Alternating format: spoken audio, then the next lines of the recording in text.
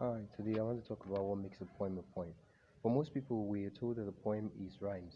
But what about the poems that don't have rhymes? What are we going to say about them? Are we going to say those ones are not poems too? It's just like your whole life. If you're told that blue color is beautiful, and then you see other things that have other colors, but they are not blue, and you start asking yourself, well, does this mean that this thing itself it's not beautiful? Well, no. The whole idea of a poem is simple.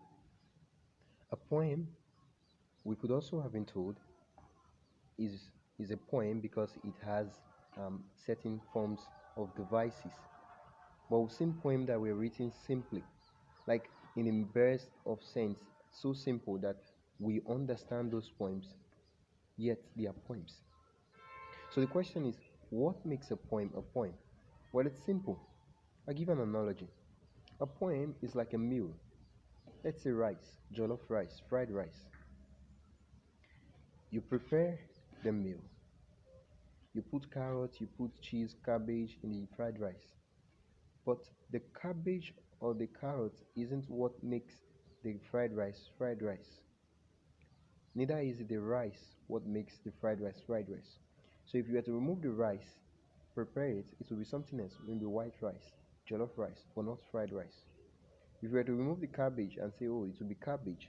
So the combination of those things is what makes the stuff fried rice, is what makes it whatever it is. So a poem has a particular kind of reading that makes it beautiful.